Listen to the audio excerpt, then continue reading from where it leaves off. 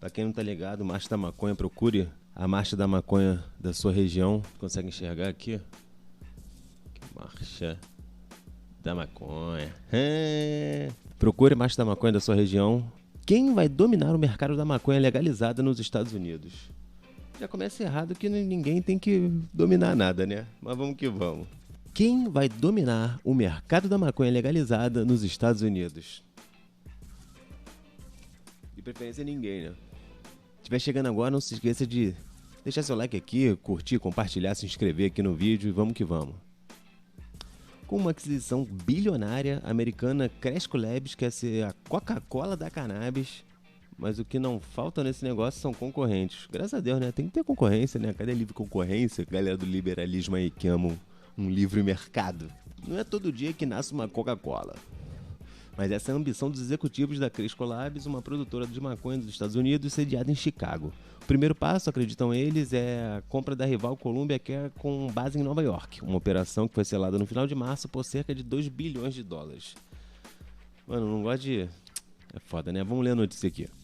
O negócio pode tornar a Cresco Labs o maior produtor de cannabis sativa do país. As duas empresas juntas têm mais de 130 pontos de venda em 17 estados americanos e no Distrito de Colômbia, alcançando cerca de 55% da população do país.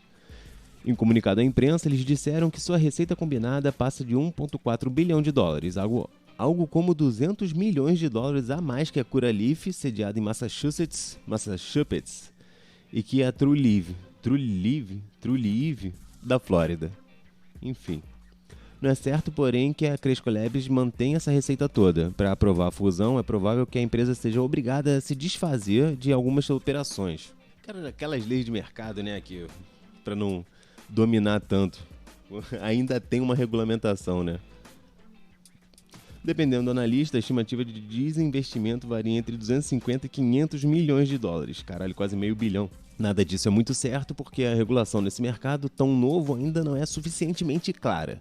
Em Nova York, por exemplo, o uso recreativo de maconha foi aprovado pelos deputados em março de 2021, mas o número de licenças de venda ainda precisa ser determinado pelos reguladores e por um conselho de especialistas, com o objetivo de garantir um mercado competitivo em que nenhum licenciado seja dominante no estado ou em qualquer das categorias de licença. Eu acho bem correto, diga-se de passagem. As atuais 10 operadoras que já vendem maconha para uso medicinal em pontos de venda chamados de dispensários, né? É um nome bem mais comum que vocês imaginam e que vocês vão ficar acostumados já. Terão permissão para operar cada uma apenas 3 lojas para adultos em geral. Eu acho legal isso. Pelo seguinte, mercado irregular deixa muita gente milionária, né? Enfim. A gente sabe disso de uma forma baseada em bancada da bala, bancada contra as drogas, enfim. Que é tanto vendendo arma, munição para continuar mantendo a guerra às drogas, tem esse lucro, quanto, enfim, lucros espuros, vamos botar dessa forma, lucros que, enfim, o mercado clandestino traz. Por conta de imposto, enfim, essas coisas. Tendo uma regulamentação dessa, tipo... tendo permissão para operar cada 3 lojas, né? Cada uma poder operar só mais 3 lojas para adulto, acho uma forma bem legal, porque você impede que, enfim, uma empresa domine o mercado e acaba coibindo outras empresas de conseguir prosperar e com isso, né, facilitando enfim, quem quer montar uma empresa e não tem o capital suficiente para montar uma empresa de grande porte. Você consegue disputar de uma forma honesta e justa o mesmo mercado, sacou? Analistas ouvidos pelo site MJBiz, dedicado a notícias do setor de cannabis desde 2011, afirmam que as chances de um negócio não ir para frente são relativamente altas por causa da exigência de desinvestimentos, pelo complicado processo de aprovação do governo e pelo escrutínio de autoridades antitrust. Tem alguém com pena de bilionário? Em abril de 2020, ela já havia desistido da aquisição da Tryke, uma companhia de maconha que atua nos estados de Nevada e Arizona, citando como motivos os atrasos na aprovação por parte de reguladores e a retração dos mercados de capital, agravada pela pandemia de Covid, né? O negócio seria pago em dinheiro, 282,5 milhões de dólares. Caraca, muito dinheiro, né? Em novembro passado, a Tryke foi finalmente vendida para a rival Curaleaf por 286 milhões de dólares. Não acredito em ninguém que que domina o mercado, não. Vamos ficar de olho, mano. Qualquer um que esteja dominando o mercado, que o objetivo seja dominar o mercado, a gente tem que ficar bastante de olho. É um mercado que matou muita gente, o mercado da maconha, né? E por isso ele tem que ser para reparar o futuro e o presente de muita gente. E é isso. Aqui. Antes disso, em novembro de 2019, a Cresco Labs também havia também, né, cancelado a compra da VidaCann, da Flórida, pelo mesmo motivo. Dificuldade em obter os 120 milhões de dólares necessários. Esse é um problema mais ou menos generalizado para o setor. Embora a maconha seja legalizada para uso recreativo em 18 unidades da federação e ter permissão de uso médico em 37, as proibições federais ainda dificultam o acesso de empresas a serviços bancários e empréstimos. A aquisição da Columbia Care, no entanto, não envolve dinheiro. Ela foi montada como uma troca de ações que mantém o executivo-chefe e cofundador da Cresco Labs, Charles Batchel, no comando, enquanto o executivo-chefe da Columbia, Nicholas Vita, ganha um assento no conselho de administração e, por hora, nenhum cargo executivo. Na fusão, os acionistas da Columbia ficariam, né, com cerca de 35% da nova Cresco, né? As duas empresas estão listadas na Bolsa de Valores do Canadá por causa da proibição federal à maconha dos Estados Unidos. É muito esquisito estar ali nos Estados Unidos, onde pode uma porção de estado, mas a lei federal não permite, né? Que a galera tem que ficar operando em bolsa de outro país para poder atuar lá. Doideira, né? A compra faz muito sentido, segundo escreveu o analista Owen Bennett do banco de investimentos Jefferies Group, em carta a seus clientes. É banco, né? O problema da Cresco é a ausência de operações relevantes em estados importantes. Já a Columbia Care tem uma excelente presença geográfica, mas lhe falta escala. É meio que completaria o problema do outro, né? O negócio previsto para ser completado no último trimestre do ano deixa a operação mais robusta. Os 3.500 empregados da Cresco são quase 1.800 da Columbia Care. É uma boa estrutura para se posicionar como um dos grandes vendedores no já bilionário e ainda crescente mercado da maconha. Mas será uma Coca-Cola? Tomara que não, né? Coca-Cola faz mal pra caralho. Eu posso falar que Coca-Cola faz mal? Ou não? O açúcar faz mal, né, Coca-Cola? Então, o açúcar demasiado faz muito mal. A Coca-Cola eu não posso dizer que faz mal, né, Coca-Cola? Um mercado robusto. O que se vê no mercado de maconha hoje é uma espécie de corrida. Não se trata de uma oportunidade extraordinária criada por um novo produto. É muito melhor que isso. O mercado já existe, é robusto, só que é ilegal. Afinal de contas, mesmo aqui no Brasil, onde é ilegal, você vê alguém que deixa de fumar maconha por ser ilegal? À medida que as portas de formalidade se abrem, as empresas querem estar preparadas para ocupar o máximo de espaço possível. O mercado americano é um dos mais promissores, a gente sabe disso, até porque já está bem avançado, né? As vendas legais no ano passado já passaram de 25 bilhões de dólares, segundo o relatório do site LeafLy, voltado para informações sobre maconha. Vocês não conhecem o site LeafLy? É um bom site para conhecer. Eu até entrar nele aqui, ó. Voltando para a notícia, mas isso é só o começo, né? De acordo com um relatório divulgado no final do ano passado pelo banco de investimentos Cowen, as vendas devem atingir 84 bilhões de dólares em 2026 e podem ultrapassar os 100 bilhões em 2030. Mano, 10 anos passam voando, daqui a 8 anos já é um mercado de 100 bilhões só nos Estados Unidos. Olha o que o Brasil tá perdendo, mano. Imagina esse dinheiro todo aqui, a gente, lucrando com isso tudo. Caralho, mano. Nossa, o Brasil infestado de pé de maconha, mano. Já dá pra plantar tanto aqui. Toda hora tem apreensão. A galera vai lá incinerar. Plantação ilegal. Porra, não podia ser tudo plantação legal, gerando imposto? Emprego pra caralho? Porra, Brasil. Enfim, essas previsões podem ser até baixas se a tendência de liberação da maconha se confirmar mais cedo. No último dia 1º de abril, a Câmara dos Deputados norte-americana aprovou uma lei para legalizar a maconha em nível federal. Ela deve ser barrada no Senado, graças à forte oposição da ala republicana, né, que considera a maconha como uma porta de entrada para drogas mais pesadas, o que vários estudos já dizem que realmente não é. Inclusive o CBD, um dos canabinoides, além de outros que também são estudados o tempo inteiro, podem ser porta de saída pro tabaco, por exemplo. Atraso no mundo inteiro, né? Algum avanço de qualquer modo há. Uma semana atrás, o Senado aprovou por unanimidade uma lei que acentua os esforços de pesquisa médica e científica da maconha. Cadê? Não pulou muito. Em termos globais, o mercado de cannabis movimentou cerca de 37 bilhões de dólares no ano passado, de acordo com... De acordo com consultoria especializada Prohibition Partners. Sua estimativa é que as vendas possam atingir 120 bilhões de dólares até 2026. Dada essa perspectiva, é natural que haja um processo de consolidação em curso.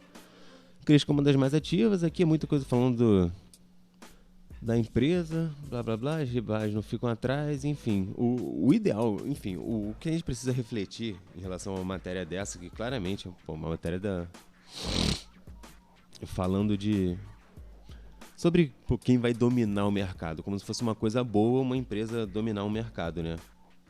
É que o mercado tem que ser para todo mundo, assim como tem vários, enfim, acho que Illinois, Nova York, enfim, são lugares que as leis para regulamentação da maconha, para legalização, são leis que favorecem justamente aos que foram mais afetados por toda proibição. Então vai ser gente que, enfim, foi presa por porte de maconha. Eles estão tirando todas as condenações em relação à maconha, né? Nos Estados Unidos, e está favorecendo essa galera na hora de vender de forma legal, né?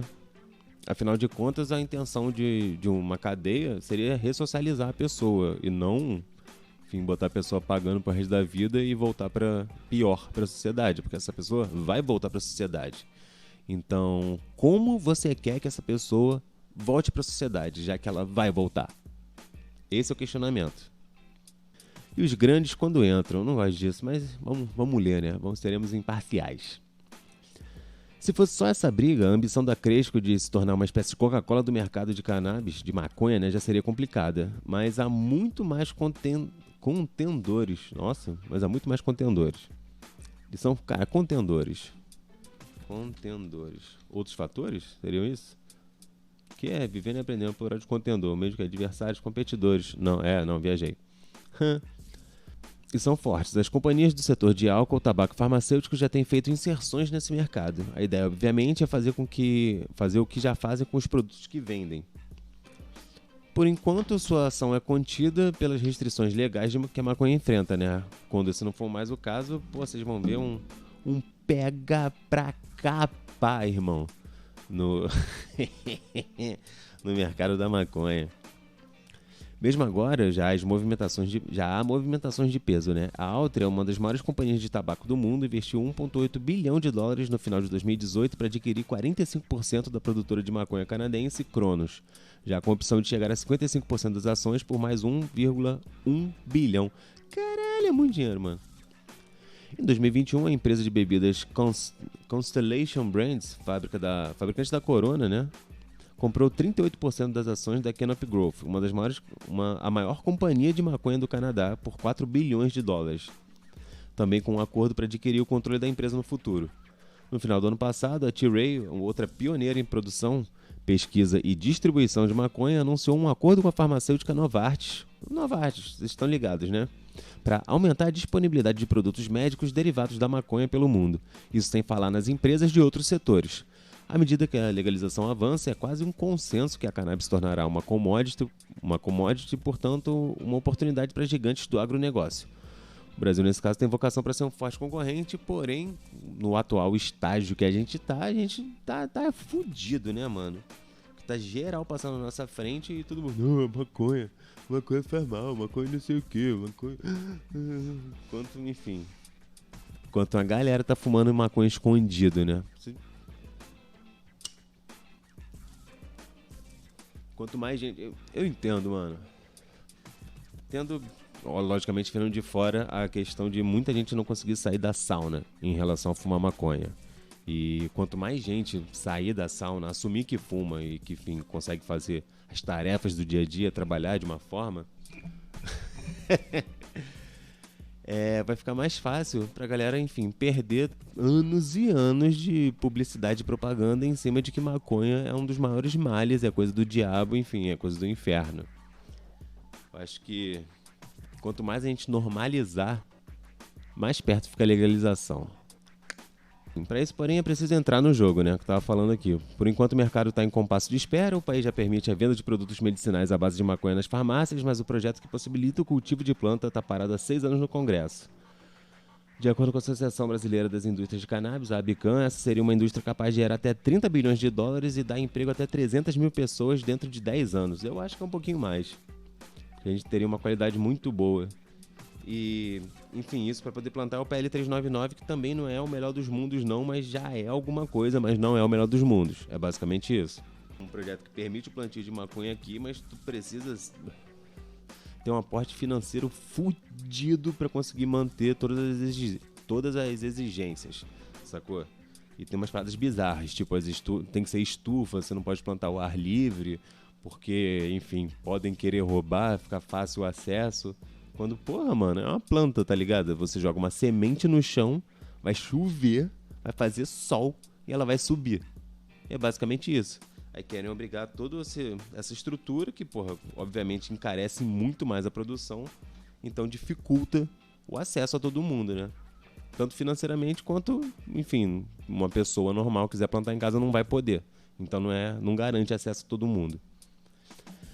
As grandes empresas de distribuição também deverão querer entrar nesse mercado, né? Por exemplo, com bebidas que incluam canabidiol extraído da cannabis. Em outras palavras, é provável para se tornar uma Coca-Cola da cannabis seja preciso disputar espaço com a própria Coca-Cola.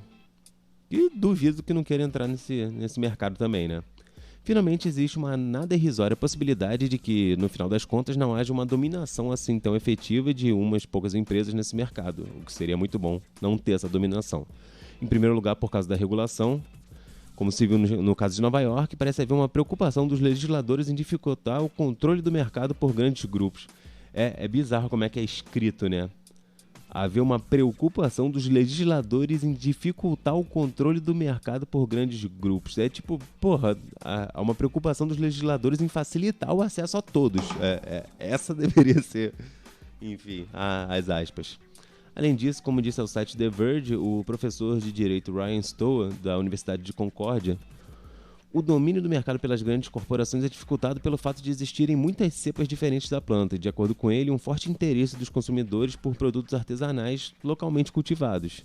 Essa é a tese que ele defende em seu livro Craft Weed, Family Farming and the Future of the Marijuana Industry. Craft Weed é craftando, né? Construindo, gerando, fazendo maconha, né? Farming é o cacete, agricultura familiar e o futuro da indústria da maconha. Tava aqui embaixo, né? O cultivo familiar, o futuro da indústria da maconha em tradução livre. Erva artesanal, né?